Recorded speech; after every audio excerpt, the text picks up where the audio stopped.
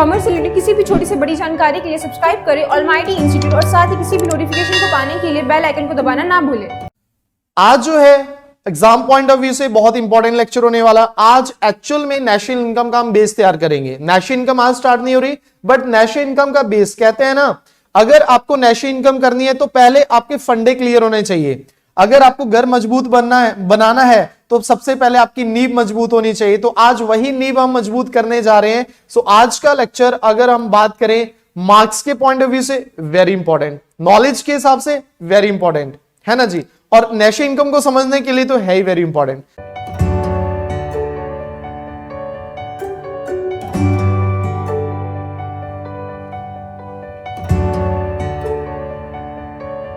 तो सबसे पहले हम बात करेंगे किसकी, टाइप ऑफ गुड्स की।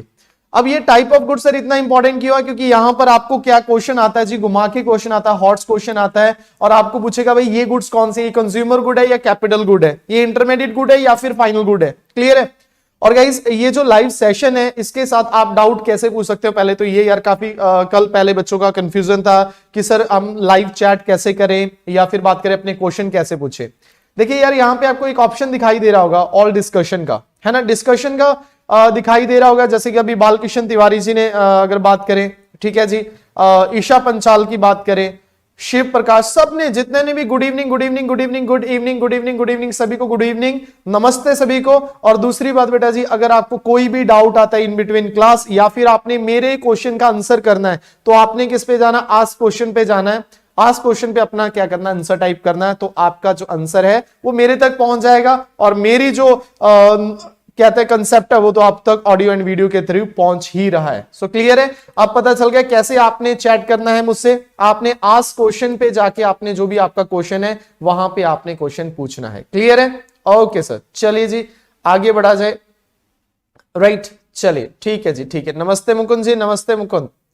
सिद्धि जी गुड इवनिंग। चलिए जी शुरुआत करता हूं सभी का आज के इस लाइव सेशन में और सभी को गुड इवनिंग बेटा जी।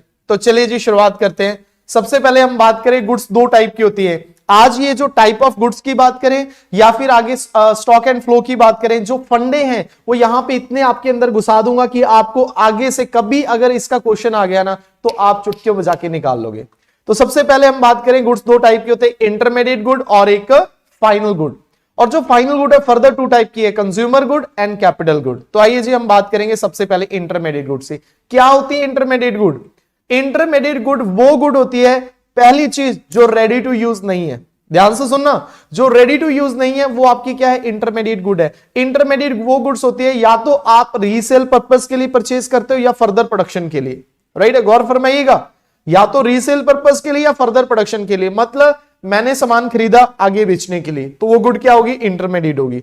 मैंने सामान खरीदा आगे उसमें प्रोडक्शन करके ऐड करके उसके बाद सेल करने के लिए, वो दोनों गुड्स मेरे लिए क्या होगी, इंटरमीडिएट गुड होगी। फॉर एग्जांपल मेरा किराने की दुकान है, किराने की मेरी दुकान है, मैंने क्या करा, चावल खरीदे, मैंने आटा खरीदा, मैंने पनीर खरीदा, है ना, ये खरीदा, आगे मैंने बेचना है, तो ये जो सारी गुड्स है वो क्या है, मेरे लिए इंटरमीडिएट गुड है। क्लियर है, मतलब ये मैटर नहीं करता भाई वो गुड्स कहां पे हैं, गुड्स वो मतलब बन चुके हैं नहीं बन चुके हैं। कई लोग ये कहते हैं मिथ पाल के रखते हैं कि यार फाइनल गुड्स होती है जो बन चुकी है और इंटरमीडिएट जो बनी नहीं है। अरे यहां पे भी तो बन चुकी है, यहां पे भी तो बिस्किट का पैकेट पैक हो चुका है, बट फिर भी वो क्या है, इंटरमीडिएट गुड है। क्यों? क्योंकि उसको रीसेल के लिए रखा हुआ है।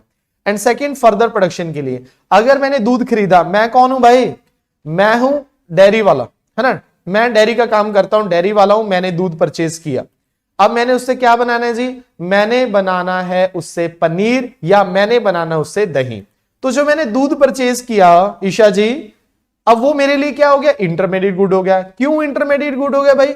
इंटरमीडिएट गुड इसीलिए हो गया बिकॉज मैंने उससे आगे फर्दर प्रोडक्शन करनी है। तो समझ में आया, दूध खरीदा पनीर बनाने के लिए, दूध खरीदा स्वीट्स बनाने के लिए, सारी गुड्स मेरे लिए क्या होगी, इंटरमीडिएट गुड्स हो गई। यस और यस, यस सर, समझ में आया? हाँ सर समझ में आ गया सर। आगे बढ़ते हैं, नेक्स्ट बेटा जी देखिए ध्यान से देखना, if they remain unsold then they are treated as final good. ये ध्यान से देखना बेटा जी, आपको बहुत कम बुक्स ये बताएंगी आपको। अगर कोई इंटरमीडिएट गुड ऐसी है कि वो बिकती ही नहीं है पूरे साल में, है ना, मतलब जो रीसेल वाली गुड्स से बिकती नहीं है, मतलब वो अनबिकी रह जाती है, तब उसको आप फाइनल गुड ट्रीट कर लोगे। क्यों? क्योंकि उसके लिए आपके पास कोई ऑप्शन नहीं है, अब उस गुड्स को आपको घर पे ही यूज करना पड़ेगा, क्योंकि बिक तो रही नहीं है, तो अब आप घर पे यूज कर लोगे। अब जैसे ही आपने मूवमेंट घर पे यूज किया तो आप रीसेल तो करोगे नहीं, उसको बेचोगे है नहीं, और उससे फर्दर प्रोडक्शन भी नहीं करनी है, तो वो गुड्स आपकी क्या होगी? फाइनल गुड्स कहलाएंगी। राइट बेटा? Okay sir. अब फाइनल गुड्स कौन सी होती है? फाइनल गुड्स मतलब जो रेडी टू यूज हैं।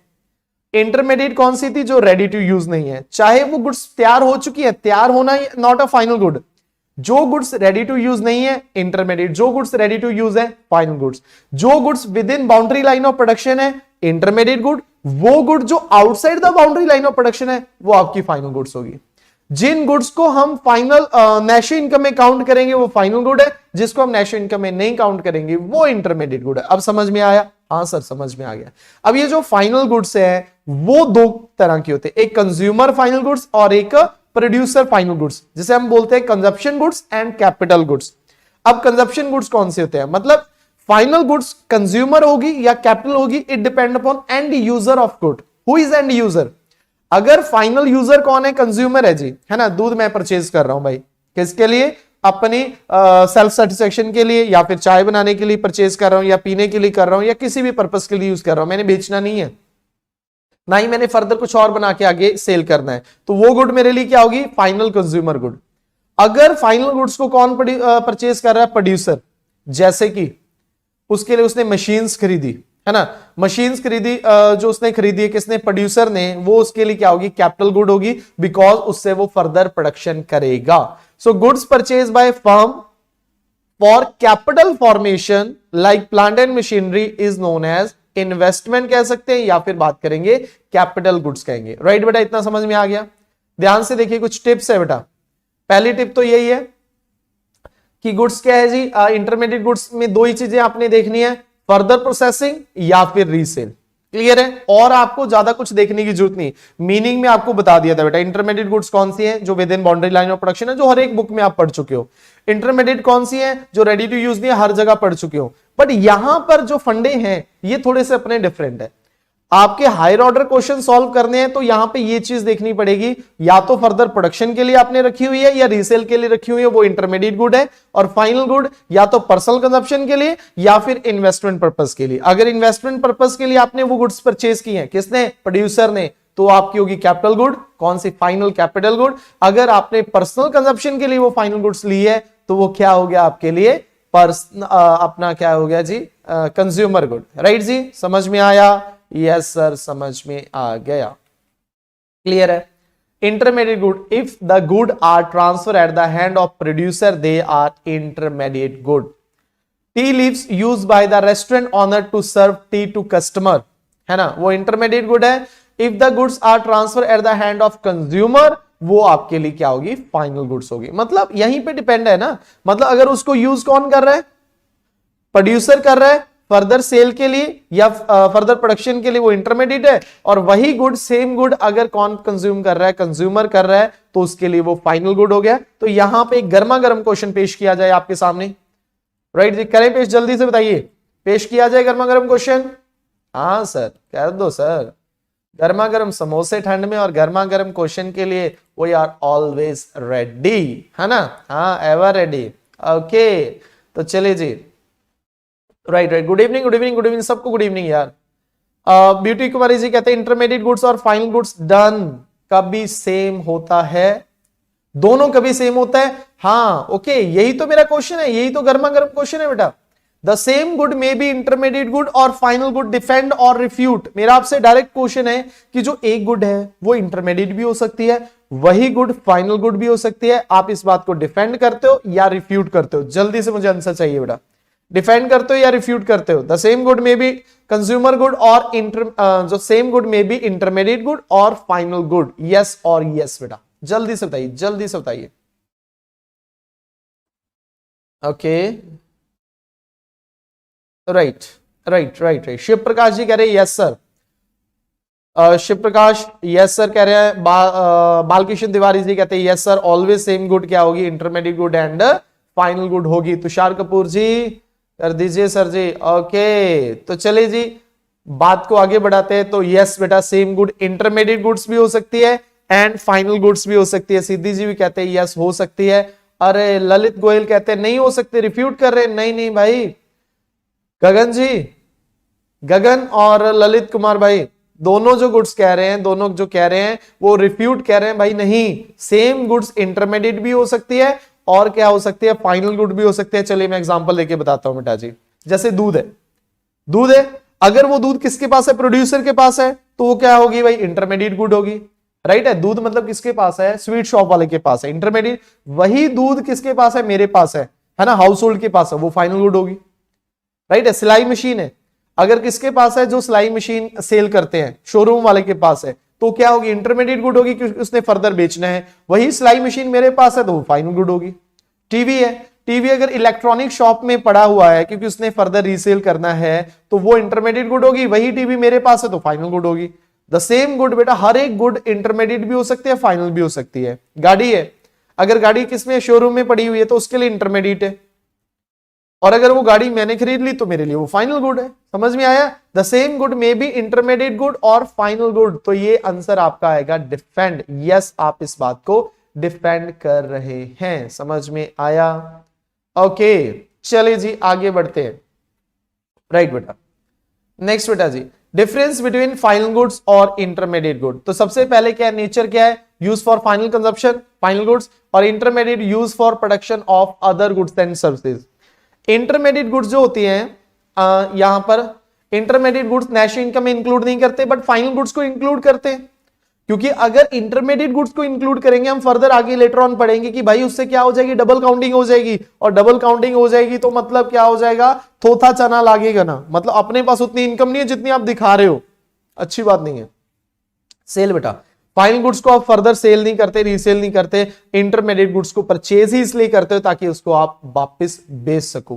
प्रोडक्शन बाउंड्री बेटा, ये प्रोडक्शन बाउंड्री क्रॉस कर चुके हैं, फाइनल गुड्स पे अब कोई प्रोडक्शन नहीं होनी है, बट इंटरमीडिएट गुड्स आपकी प्रोडक्शन लाइन के अंदर होती है। ठीक है जी, अब आप देखो सोचो, कई लोग ना इसको भी गलत रिलेट करते हैं। प्रोडक्शन बाउंड्री क्या होती है जी, प्रोडक्शन का मतलब क्या होता है, पहले तो मुझे ये आपसे चाहिए, प्रोडक्शन का मतलब क्या होता है, जल्दी से जल्दी बताइए बेटा, प्रोडक्शन का मतलब क्या है।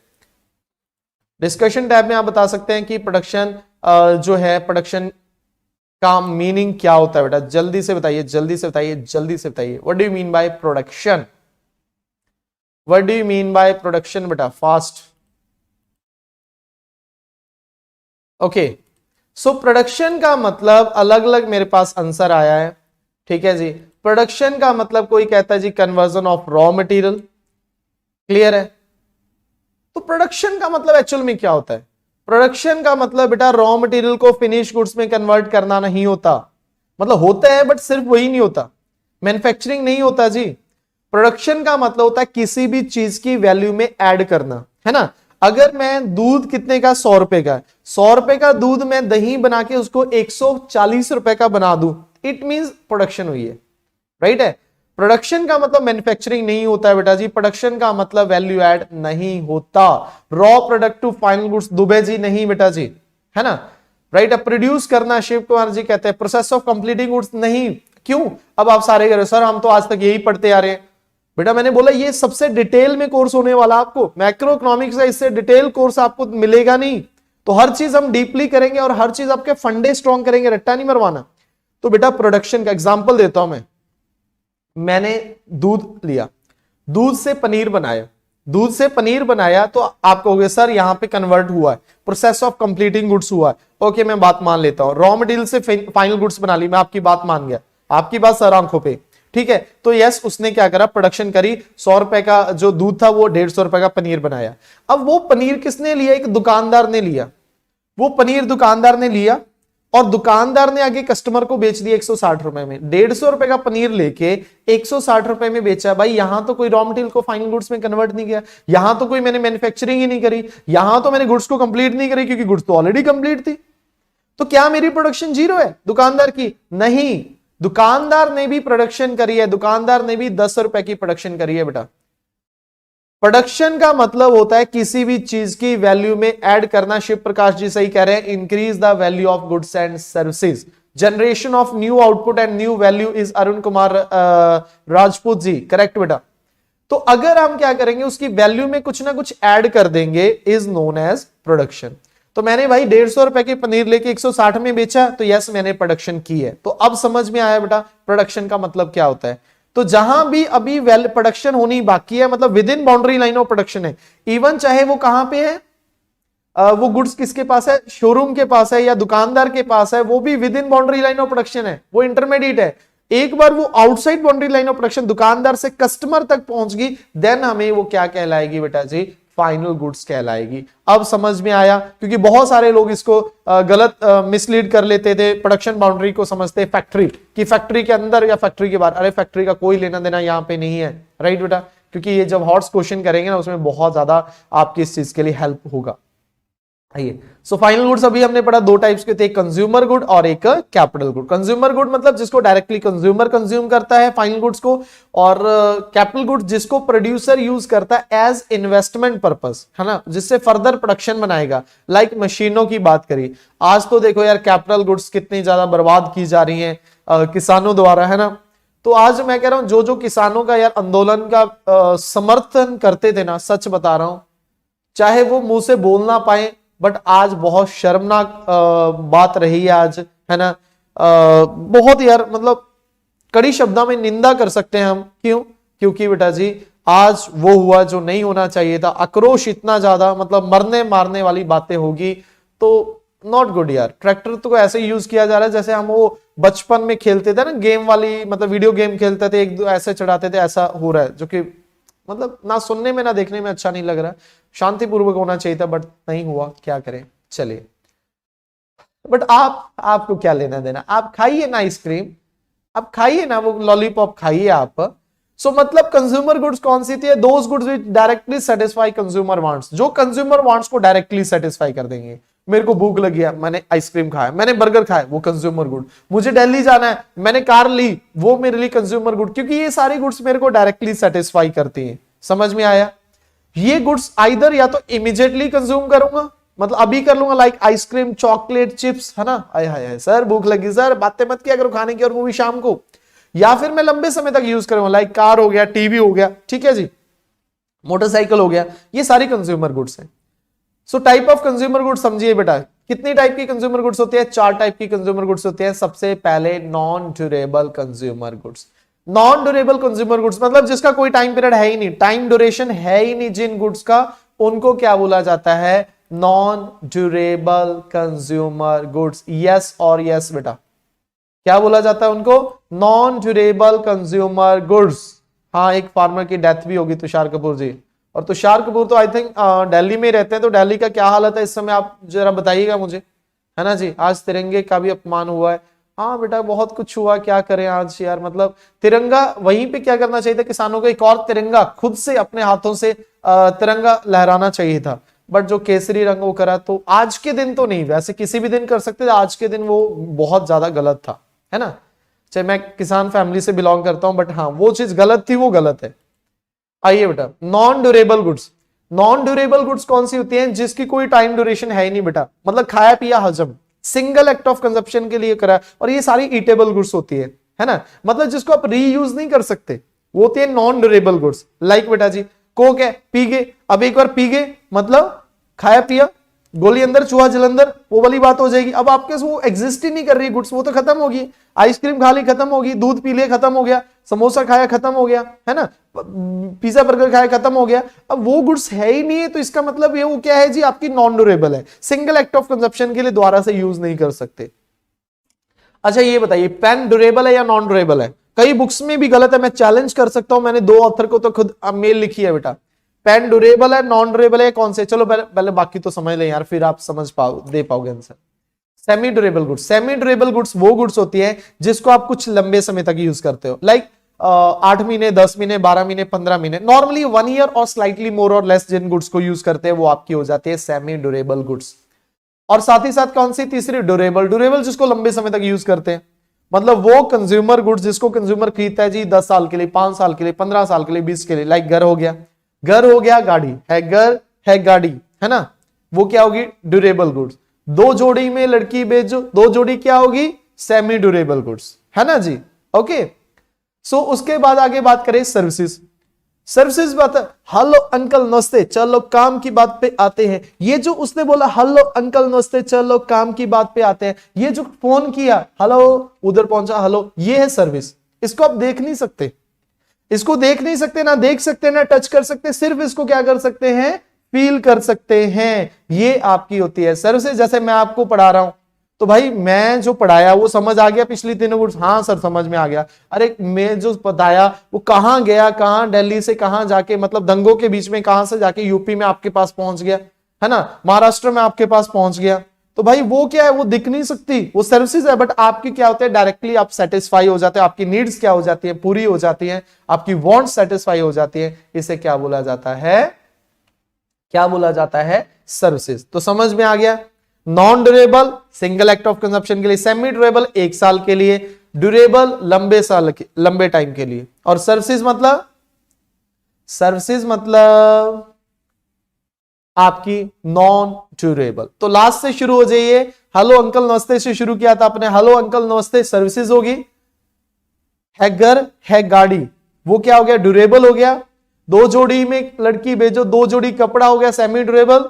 और उसके बाद जाएंगे घूमने, खाएंगे पिएंगे ऐश करेंगे, और क्या, वो जो खाएंगे पिएंगे वो क्या है, आपकी नॉन ड्यूरेबल गुड्स है। अब मैंने आपसे क्या पूछा था यार, पेन आपके लिए क्या है, ड्यूरेबल है, नॉन ड्यूरेबल है, सेमी ड्यूरेबल है? जल्दी से मुझे बताइए, चैट सेक्शन में बताइए बेटा, फास्ट बताइए, फास्ट क्या है पेन।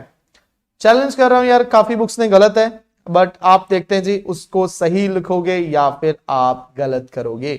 कह रहे pen is semi durable, Neha Arora ji कह रही हैं pen is semi durable. School bag नहीं मैं पेन की बात कर रहा हूं, pen is non durable. Zero hit बोल रहे हैं पेन नॉन ड्यूरेबल है, पीयूष बोल रहे हैं ड्यूरेबल है, कशिश तोमर जी बोल रहे हैं नॉन ड्यूरेबल है, गगन बोल रहे हैं नॉन ड्यूरेबल है, राइट है जी, ओके।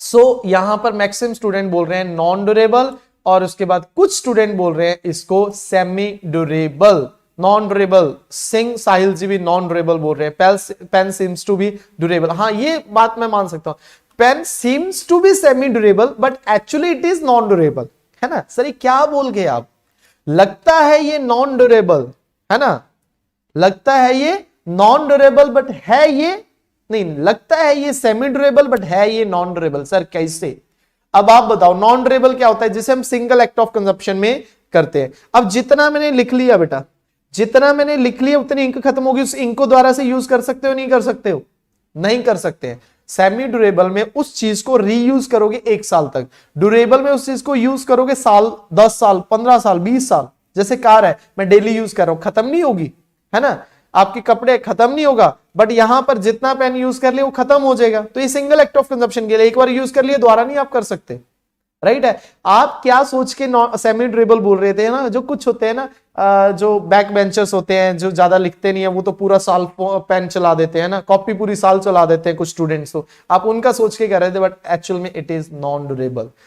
तो चाहे पेन की बात करें, चाहे कॉलगेट की बात करें, चाहे सोप की बात करें, सारी की सारी नॉन ड्यूरेबल है, आप उसको दोबारा से यूज नहीं कर सकते, रीयूज नहीं हो सकता, है ना। अगर आपकी बात करें फिर तो सभी नॉन ड्यूरेबल हो जाएंगे, सेमी ड्यूरेबल हो जाएंगे, फिर तो कोक भी सेमी ड्यूरेबल। कई लोग तो होते हैं एक घूंट पी के फ्रिज में रख देंगे, फिर उसके 10 दिन में खत्म करेंगे उसको, नहीं भाई, वो क्या है जी, नॉन ड्यूरेबल है, वो सेमी ड्यूरेबल नहीं है। आई थिंक अब आपको समझ में आ गया होगा मैं क्या आपको कहना चाह रहा था, क्या मेरे दिल की बात थी, है ना। पेन नॉन ड्यूरेबल, अब सारे सहमत से हैं इस बात से कि यार पेन सर क्या है, नॉन ड्यूरेबल है। आइए जी, अब कैपिटल गुड्स की बात करें, उसके बाद फिर हॉट्स क्वेश्चन करने वाले हैं।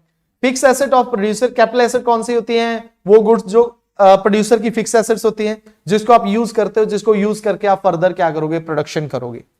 फिक्स एसेट प्रोड्यूसर जो रैपिडली यूज होंगी प्रोडक्शन में, ये नेचुरल नहीं होती है, मैन मेड होती है, मतलब ये जो मशीनें आपकी नेचर नहीं है, ये इंसानों ने बनाई होती हैं। अब इनको रिपेयर्स भी करवाना पड़ता है और इनको रिप्लेस भी करना पड़ता है ओवर टाइम, क्योंकि इन पे डेप्रिसिएशन भी लगती है। ऐसी गुड्स को आप क्या बोलते हैं, कैपिटल गुड्स बोलते हैं। तो क्या डिफरेंस है बेटा कंज्यूमर और कैपिटल गुड्स में, कंज्यूमर गुड्स का जो होती है मोस्टली गुड्स यूज वन, और इधर क्या है जी, ये सेवरल ईयर्स तक, सेवरल टाइम्स तक। डू नॉट प्रमोट प्रोडक्टिविटी, इससे प्रोडक्शन नहीं बढ़ेगी, वहां पे क्या होगी, प्रोडक्शन बढ़ेगी मशीनों से। सेटिस्फेक्शन ऑफ ह्यूमन वांट्स, ये डायरेक्टली सेटिस्फाई करती है, ये इनडायरेक्टली करती है, ठीक है बेटा। चलिए जी, अब कुछ आपके सामने प्रॉब्लम।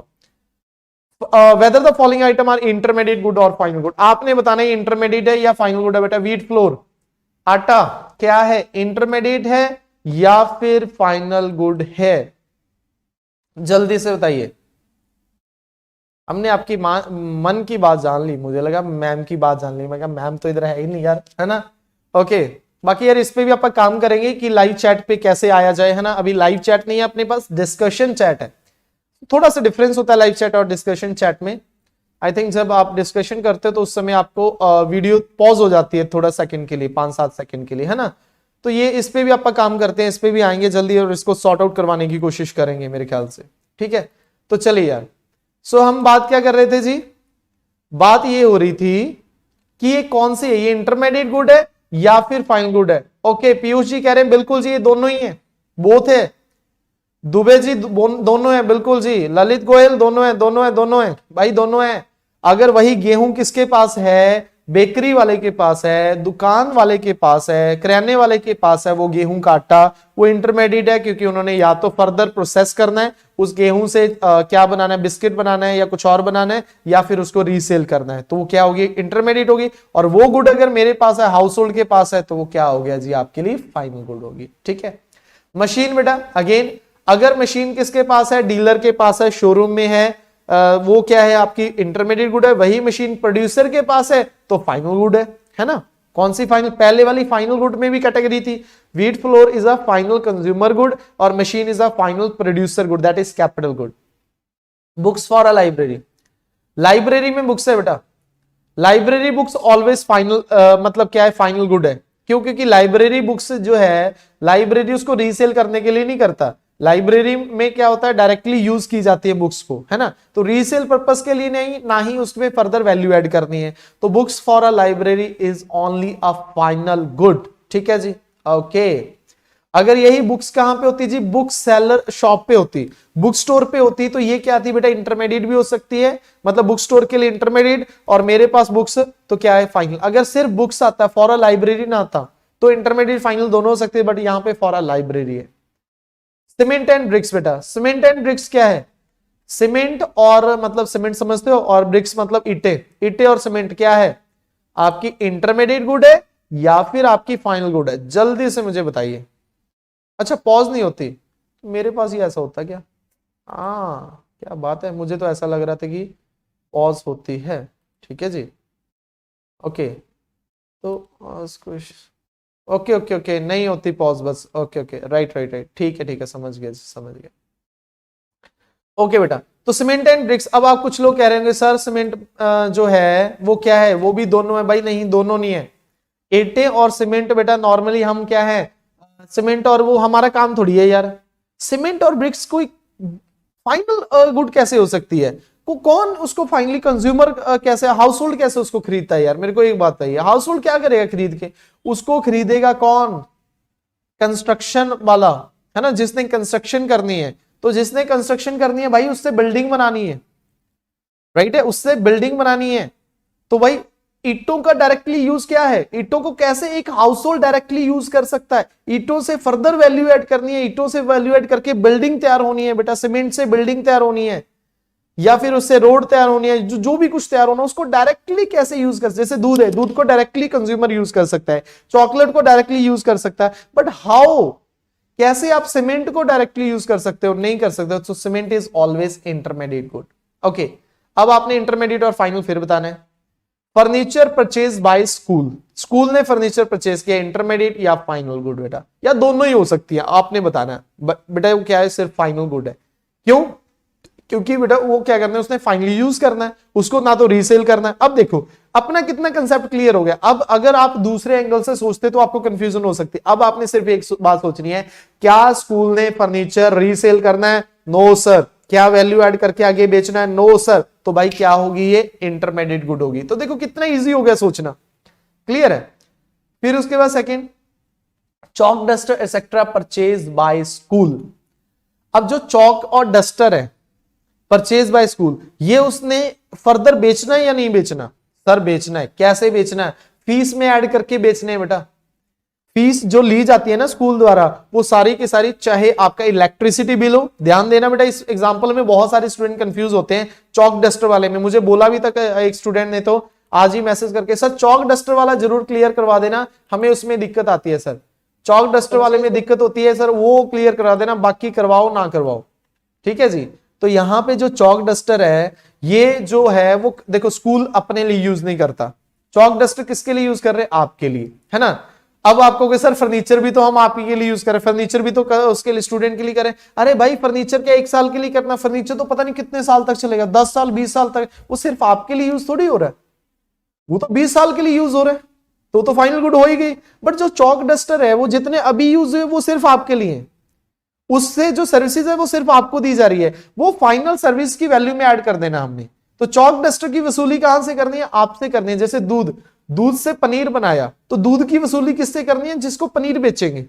तो सिमिलरली चौक हो गया, डस्टर हो गया, रजिस्टर हो गया, electricity bill paid by school, और वहां पे जो करवाई क्या कहते हैं मेंटेनेंस जो करवाई स्कूल ने, सारे के सारे क्या है, इंटरमीडिएट गुड है, क्योंकि इससे आप वैल्यू एडिशन कर रहे हो, वैल्यू ऐड करके आप सर्विसेज की वैल्यू में ऐड करोगे और बेचोगे। राइट है, क्लियर है।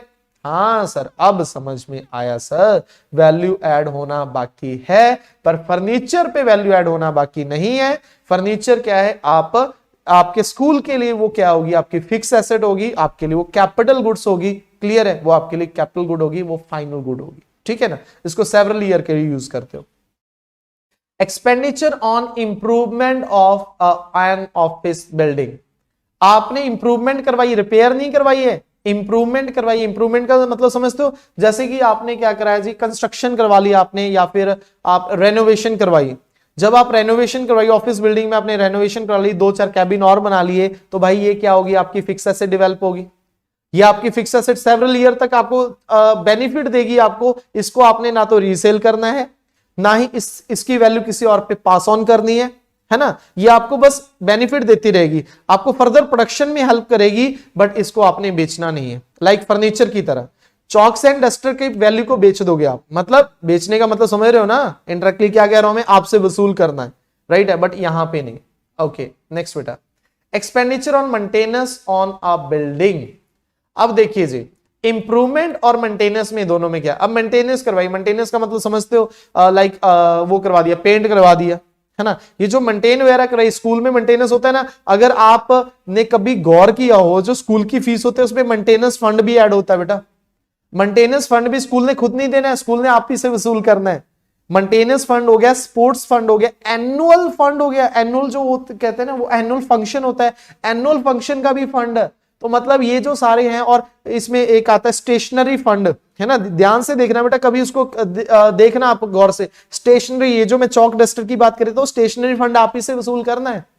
तो मेंटेनेंस जो है, मेंटेनेंस फंड है, वो भी आपसे लेना है। दैट्स वाई ये क्या है, आपकी इंटरमीडिएट गुड है, बिकॉज ये अल्टीमेटली आप ही पे जो उसका बर्डन है वो शिफ्ट किया जाना है, मतलब आप ही से वसूल किया जाना है। अब समझ में आया बेटा, जो कंफ्यूजन थी खत्म हुई या नहीं हुई? एक बार यस बोल दो कि यस सर खत्म होगी कंफ्यूजन।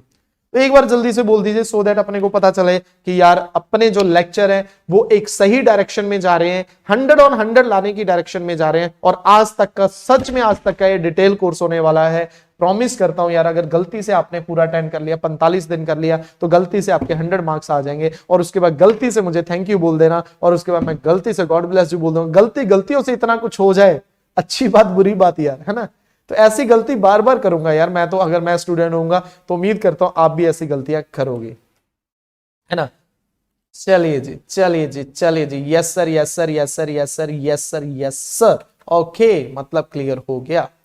चलिए जी, अभी बताना है कंज्यूमर गुड है या कैपिटल गुड है, ध्यान से देखना। अब ये ऑप्शन है, which among the following are capital good and which are consumer good and why. इसमें से कौन सी कंज्यूमर गुड है और कौन सी कैपिटल गुड है, और क्यों है ना। कंज्यूमर गुड क्यों है, कैपिटल गुड क्यों है। A car use as a taxi, एक कार को एज अ टैक्सी आपने यूज किया, तो बताइए वो कौन सी गुड है। A car use as a taxi, वो कौन सी गुड है, वो कैपिटल गुड है या फिर कंज्यूमर गुड है? सर वो आपकी कैपिटल गुड है, क्योंकि उससे फर्दर प्रोडक्शन होनी है। किस चीज की? सर्विस की प्रोडक्शन होनी है ना। कौन सी? टूरिस्ट सर्विस की, आपकी कैपिटल गुड हुई। A car used as a taxi is a capital good because it is used for producing services for income generation.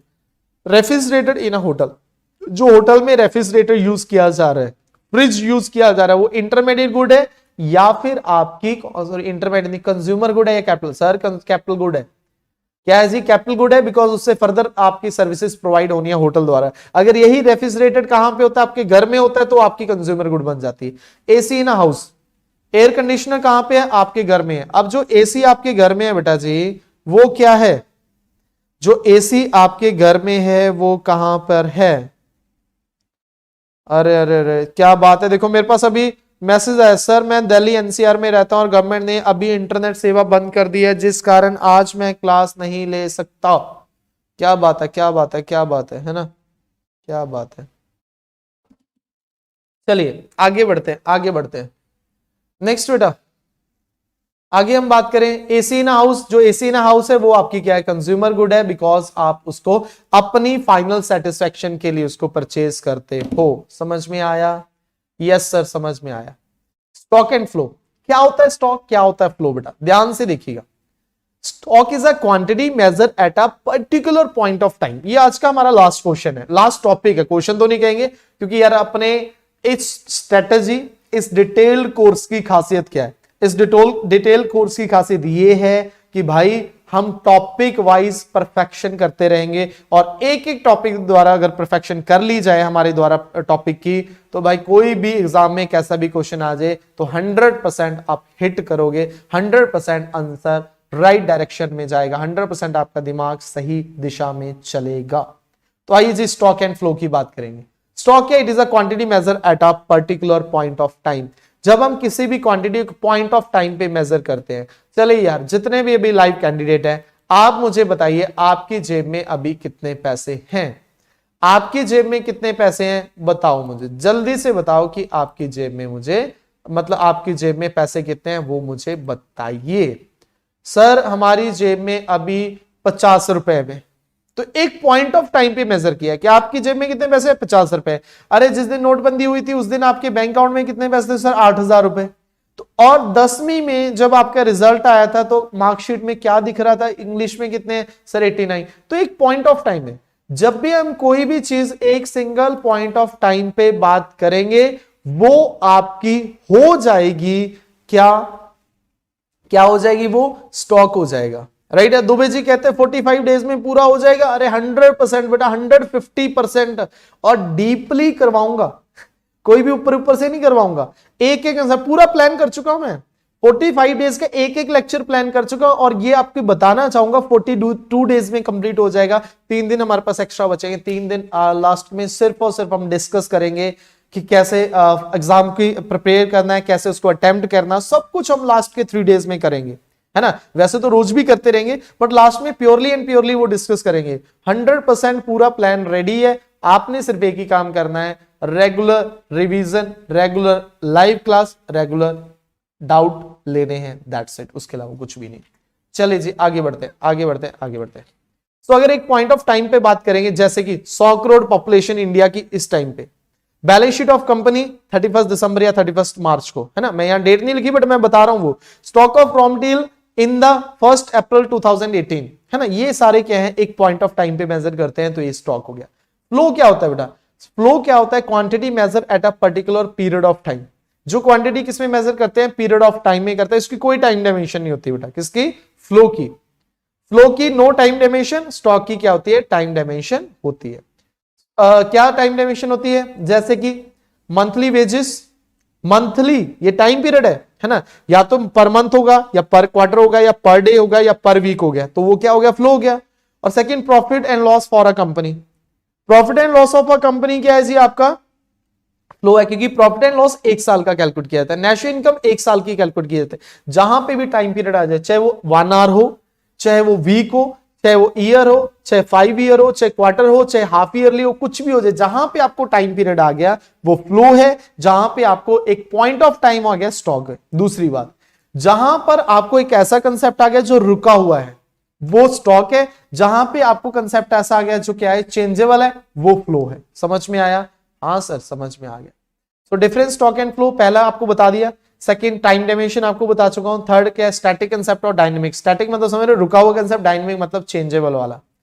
Example क्या है जी, wealth balance sheet. Balance sheet क्या है, एक कब करते हैं जी बैलेंस शीट, एक पॉइंट ऑफ टाइम पे 31 मार्च। और इधर बेटा जी इन्वेस्टमेंट साल की, प्रॉफिट साल का, है ना, वो क्या आपका फ्लो हो गया। जैसे कि देखिए बर्थ रेट क्या है, बर्थ रेट फ्लो है, जीडीपी क्या है फ्लो है, राइट जी, और इधर विड्रॉल्स क्या है फ्लो है, और ये जो बैंक बैलेंस है ये क्या है आपका स्टॉक है। जो बैंक बैलेंस एक पॉइंट ऑफ टाइम पे मेजर कर रहे हैं, जो रुका हुआ है वो क्या है स्टॉक है, और बाकी जो चेंज होता रहता है वो क्या है फ्लो है। कैपिटल फॉर्मेशन आपका फ्लो है, प्रॉफिट फ्लो है, सेविंग फ्लो है, डेप्रिसिएशन फ्लो है, और बैंक बैलेंस आपका क्या है स्टॉक है। चलिए जी इसको भी करते हैं measure. Income of a teacher, जल्दी से मेरे को बताइए income of a teacher stock है या फिर फ्लो है बेटा। Income of a teacher stock है या फिर फ्लो है। Okay sir income of teacher, sir income of teacher, income जो होती है ध्यान से सोचिए, मतलब कैसे सोचना आपने, कैसे दिमाग को डेवलप करना हमने हॉट्स क्वेश्चन के लिए। इनकम, इनकम सर मतलब सैलरी, सैलरी मतलब पर मंथ, ओ सर पर मंथ आ गया, टाइम पीरियड आ गया, सर ये क्या है फ्लो है। क्या है ये फ्लो है। Machine, sir machine machine machine machine कभी भी ऐसा नहीं होता साल में कितनी साल की मशीन, ना ना ना, मशीन कितनी है आपके पास, सर अभी मशीन कितनी है, 1 अप्रैल को मशीन कितनी है, या फिर 31 मार्च को मशीन कितनी है, साल के स्टार्टिंग में आपके पास मशीन कितनी है, साल के एंड में कितनी है, सर ये पॉइंट ऑफ टाइम है, सर ये क्या है स्टॉक है। समझ में आया कैसे आपने उसको क्या करना है सोचना है, राइट है। Production of sugar, sir production साल में कितनी, साल में प्रोडक्शन पैदावार, पैदावार या तो महीने की बात करेंगे या साल की बात करेंगे, तो क्या है जी फ्लो है। समझ में आया। इन्वेस्टमेंट, इन्वेस्टमेंट क्या है बेटा, इन्वेस्टमेंट क्या होती है, इन्वेस्टमेंट मतलब कितनी आपने इन्वेस्ट किया। अगर यहां पे आ जाए कैपिटल एज ऑन बिगिनिंग, मतलब स्टार्टिंग की कैपिटल बात करें, ओपनिंग कैपिटल या क्लोजिंग कैपिटल, तो वो स्टॉक है। बट अगर इन्वेस्टमेंट की बात करें, मतलब इन्वेस्टमेंट ड्यूरिंग द ईयर हमेशा मेजर की जाती है कि भाई आपने फिक्स इन्वेस्टमेंट कितनी करी ड्यूरिंग द ईयर, या फिर इन्वेंटरी इन्वेस्टमेंट कितनी करी ड्यूरिंग द ईयर, वो आपका क्या हो गया फ्लो हो गया। टोटल मनी सप्लाई, तो टोटल मनी सप्लाई क्या होती है, टोटल मनी सप्लाई की डेफिनेशन सुनिए फिर उसके बाद बताना। Total money supply is a total stock, sorry total money supply at a measured at a single point of time in the country, है ना, इन सर्कुलेशन, जितने भी सर्कुलेशन में एक पॉइंट ऑफ टाइम पे पूरी इकोनॉमी में इन सर्कुलेशन कितना पैसा is known as a money supply. तो एक पॉइंट ऑफ टाइम पे तो क्या हो गया बेटा स्टॉक हो गया। समझ में आया, जल्दी से बता दीजिए बेटा समझ में आया तो। ओके लेट मी चेक बेटा समझ में आ गया या फिर नहीं आया। कुशाल जी बिल्कुल जी, जीरो हिट, जीरो हिट है या जी रोहित है ना, हाँ जीरो हिट है या जी रोहित, है ना, आप नेम अपना क्लियर करना बेटा जी। जी रोहित, फ्लो अपना सिद्धि, नेहा अरोड़ा, बालकिशन जी, ब्यूटी कुमारी जी। ओके सर ये वाला तो समझ आ गया। अब सर अगला भी एक और बताइए सर, और बताइए जी अगला। चलिए सेविंग ऑफ हाउस होल्ड, बेटा सेविंग क्या होती है, सेविंग आप देखते हैं पर मंथ सेविंग या फिर पर एनम सेविंग, या तो साल की सेविंग या फिर पर मंथ की सेविंग। अब ये जो सेविंग है वो क्या हो जाएगा आपका, सर ये हमारा हो जाएगा फ्लो, क्योंकि यहां पर क्या आ गया फिर से टाइम डायमेंशन आ गया। समझ में आया, यस सर।